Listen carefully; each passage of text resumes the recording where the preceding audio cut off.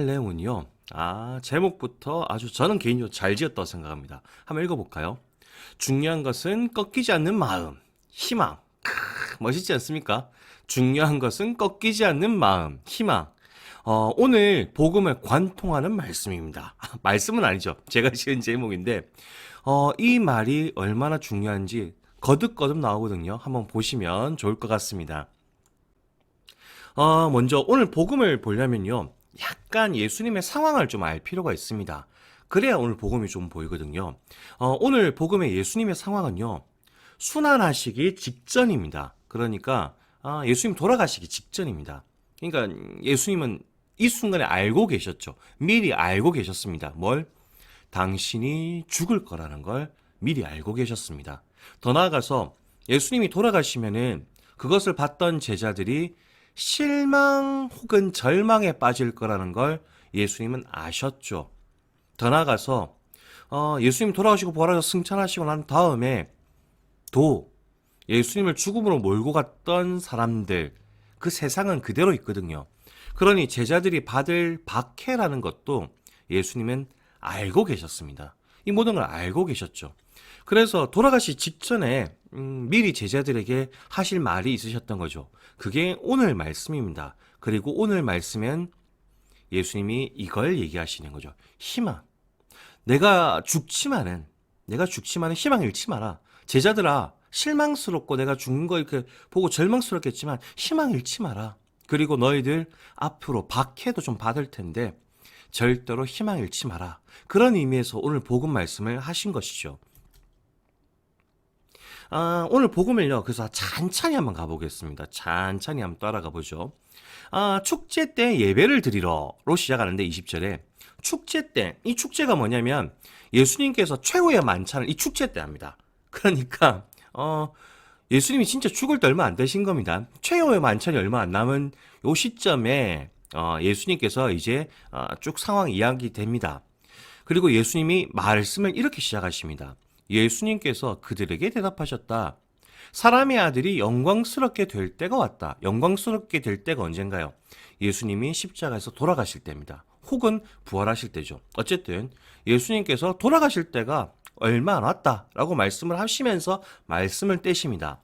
그리고 이렇게 말씀하십니다. 내가 진실로 진실로 너희에게 말한다. 밀알 하나가 땅에 떨어져 죽지 않으면 한 알 그대로 남고 죽으면 많은 열매를 맺는다. 지금 시련이 올 거야. 시련이 올 거야. 하지만 열매가 클 거야. 열매가 많을 거야. 그러니 어찌해야 된다? 희망을 잃지 마라. 절대 제자들아, 희망을 잃지 마라. 라고 오늘 복음에서 말씀을 시작하시는 것이죠. 그러면서 쭉 얘기를 하시는데 계속 하시는 말씀들이 희망에 관한 이야기입니다. 한번 따라가 보죠. 자기 목숨을 사랑하는 사람은 목숨을 잃을 것이고 이 세상에서 자기 목숨을 미워하는 사람은 영원한 생명에 이르도록 목숨을 간직할 것이다. 누구든지 나를 섬기려면 나를 따라와야 한다. 그리고 이제 저 개인적으로 너무 멋있어서 줄을 쳐놨습니다. 제가 마음대로 줄을 쳐놨는데 너무 멋있어서 내가 있는 곳에 나를 섬기는 사람도 함께 있을 것이다. 누구든지 나를 섬기면 아버지께서 그를 존중해 주실 것이다. 너무 멋있는 말씀 아닙니까? 정말로 힘들고 어려운 순간일지라도 그대가, 너가, 우리 친구가 예수님의 일을 하고 있다면, 하나님의 일을 하고 있다면 함께 있을 것이다. 그리고 그 사람을 하나님도 존중해 주실 것이다. 라는 말씀이 오늘 복음에 있죠. 정말로 멋있는 말씀인 것 같아요. 우리가 살아가면서 조금 어려움이 있을 때 내가 하나님 말씀대로 착하게 살려고 그러는데 외롭다. 아무도 나를 이해 못 해주는 것 같다. 라는 순간이 있을지도 모르겠습니다. 그럴 때 기억했으면 좋겠습니다. 주님이 함께 하실 것이다. 함께 하실 것이다. 라는 거. 그리고 하나님도 존중해 주실 것이다. 라는 거. 기억했으면 좋겠습니다. 이러고 난 다음에 오늘 예수님이 갑자기 돌변해서 혼자 기도를 하십니다. 혼자를 기도를 하시는데 이 기도가 너무 가슴이 아픕니다. 그리고 가슴이 뜨겁습니다. 보죠. 이제 제 마음이 산란합니다. 무슨 말씀을 들어야 합니까? 기도 중입니다. 하나님께. 왜 이래 기도하시느냐? 우리가 까먹고 있었죠. 제자들의 시련과 고통만 생각하면 안 됩니다. 예수님도 지금 돌아가시 직전입니다. 당연히 마음이 산란하죠. 마음이 힘드십니다. 그리고 계속 기도하십니다. 아버지, 이 때를 벗어나게 해 주십시오. 하고 말할까요? 그러나 저는 바로 이 때를 위하여 온 것입니다. 아버지, 아버지의 이름을 영광스럽게 하십시오. 정말 멋있는 기도죠. 예수님이 얼마나 힘드셨으면 이런 기도를 합니다. 아버지, 이 때를 벗어나게 해 주십시오. 하고 말할까요? 솔직하게 하나님께 당신 힘든 걸 얘기한 거죠. 그럼에도 결심을 담아서 말씀하시죠. 저는 바로 이 때를 위해서 온 것입니다. 아버지의 이름을 영광스럽게 하십시오. 당신 뜻대로 하십시오. 라고 예수님은 이야기하셨죠.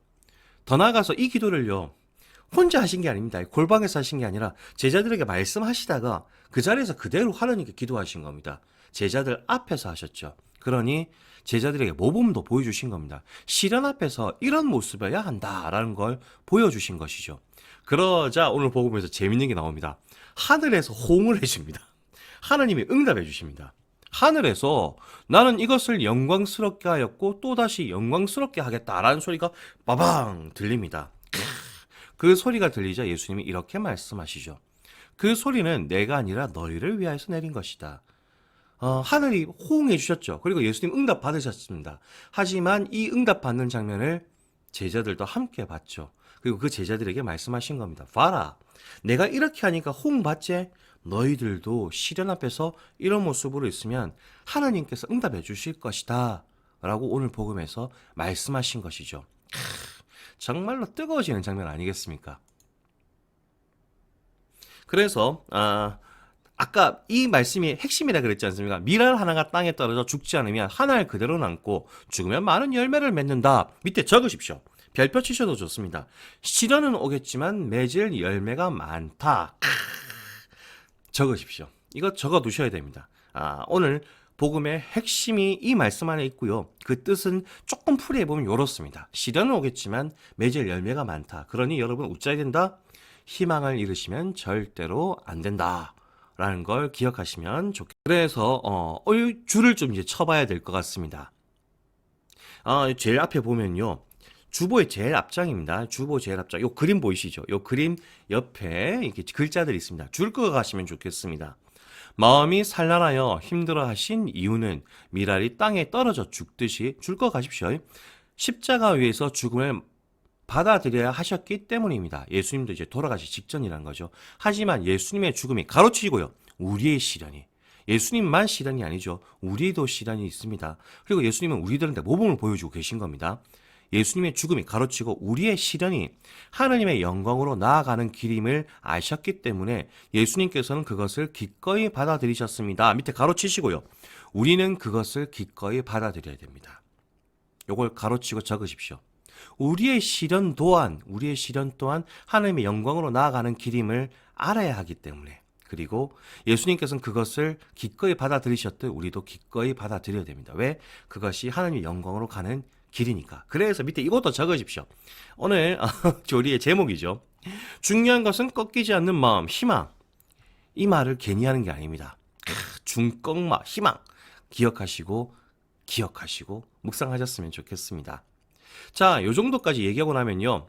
오늘 복음 얘기는 다 했는데 그래도 독서가 좀 남았지 않습니까? 그래서 독서 얘기도 좀 가보죠. 그리고 오늘 독서 내용도 오늘 복음과 같은 맥락을 가지고 있습니다. 자, 오늘 독서는요.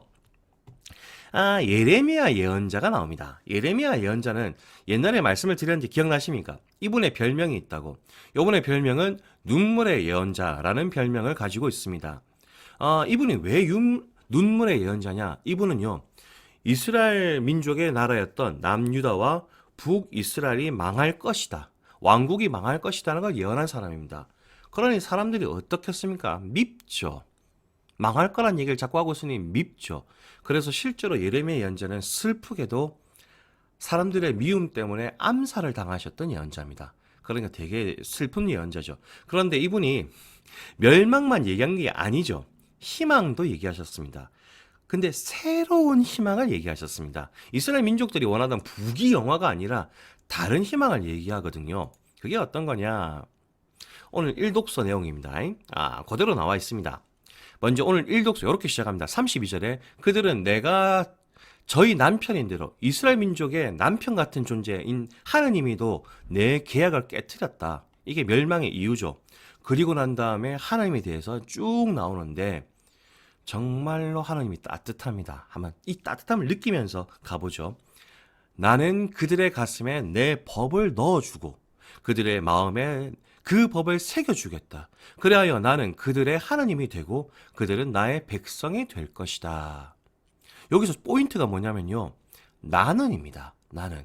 그러니까 이스라엘 민족은요. 계약 깨트리고 너희들은 나를 깨트리고 도망가고 자꾸 죄를 짓고 그러는데 그래. 근데 나는 너희들이 도망가지만 나는 너희들 가슴에 법을 새겨줄 거야. 그리고 내가 직접 법 새겨줄 거야. 그래서 너희들이 나의 백성이 되게 만들 거야. 나는 내가 직접 할 거야. 그리고 더 멋있는 말씀이 있죠. 끝에 가면은 나는 그들의 허물을 용서하고 그들의 죄를 더 이상 기억하지 않겠다. 이스라엘 민족이 도망을 자꾸 가고 있습니다. 있다 하더라도 나는 하나님은 나는 용서할 거야. 나는 용서할 거야. 그리고 그들이 지었던 죄들 너희들이 지은 죄 기억 안 할 거야. 기억 절대 안 할 거야. 나 용서할 거야. 라고 말씀하시는 게 오늘 일독서에 있는 말씀이죠. 진짜 하나님 말씀 따뜻하죠. 따뜻합니다. 그리고 정말 새로운 희망이 담겨있죠. 부귀영화를 얘기하시는 게 아닙니다. 나는 너희들을 내 백성으로 만들 거고 나 너희들 용서할 거야. 라는 말씀이 오늘 일독서에 담겨 있는 것이죠. 그런 의미에서 여러분들 혹시라도 여러분들이 나는 계속 거짓말 치고 거짓말하는데 난 거짓말쟁이인데 난 자꾸 나쁜 말 하는데 친구들한테 상처 주는 사람인데 실망하지 마십시오. 그리고 세상을 보다가 이 대한민국 이 세상 왜 이렇게 못된 사람들이 많아? 뉴스 보면 나쁜 사람들 많잖아요. 그런 거 보면서 세상에 왜 이렇게 나쁜 사람이 많아? 세상이 참 썩은 것 같아. 여러분 실망하지 마십시오. 실망하지 마십시오. 하느님께서 얘기하시잖아요. 당신이 직접 찾아가서 법을 새겨줄 것이다. 내가 다 용서할 것이다. 여러분들은 하나님이 용서해 주실 것입니다. 세상도 하나님이 법을 새겨주실 것입니다. 그러니 여러분들 중요한 것은 꺾이지 않는 마음, 희망입니다. 부디 희망을 잃지 않으셨으면 좋겠습니다. 그런 의미에서 오늘 주보 끝에 보면 맨 마지막 그림을 보면 여기 나옵니다. 줄 거와 감사 한번 읽어보죠. 친구들을 위해 자신을 희생하는 것은 어려운 일입니다. 어려운 일이죠. 그리고 이 모든 것이 어렵고 힘든 일이지만 동시에 하나님을 영광스럽게 하는 일이기도 합니다. 그렇죠? 하나님을 위해서 우리가 희생하는 건 어렵지만 하나님을 영광스럽게 하는 일입니다. 그러니 우리 친구들 사순식이 보내면서요. 예수님께 살아갈 용기를 청하며 그분께 기대어 힘을 내 봤으면 좋겠습니다. 중요한 것은 꺾이지 않는 마음입니다. 희망을 가졌으면 좋겠습니다. 그런 의미에서 말씀 실천하기 이렇게 나와 있네요. 저는 땡땡땡땡땡땡을 하지 않는 것이 너무나도 힘들지만 이번 사순시계 동안 예수님을 사랑하는 마음으로 실천하려고 노력해 볼게요. 자, 그러니 땡땡땡땡 적어 보십시오. 어려운 것들 적고요. 노력해 봅시다. 그리고 제가 예수님의 작은 미랄이 되어 좋은 열매를 맺을 수 있도록 도와주십시오라고 기도했으면 좋겠습니다. 더 나아가서 이런 게 있네요. 실전사항에 분쟁 지역에 있는 선교사들을 위해서 묵주기도 일단 바치기. 요즘 슬프게도 전쟁들이 많죠. 그곳에서도 하나님 말씀 알리는 분들이 있습니다. 그분들을 위해서도 기도 많이 했으면 좋겠습니다. 그러면 친구들 이제 사순 시기가 절반쯤 지나가고 있습니다. 조금 있으면 부활입니다. 우리 사순 잘 지내고 희망을 잃지 않고 끊임없이 우리를 갈고 닦으면서 주님이 보시기에 좋은 모습들을 하면서 사순 시기를 보냈으면 좋겠습니다. 그러면 친구들 다음까지도 안녕.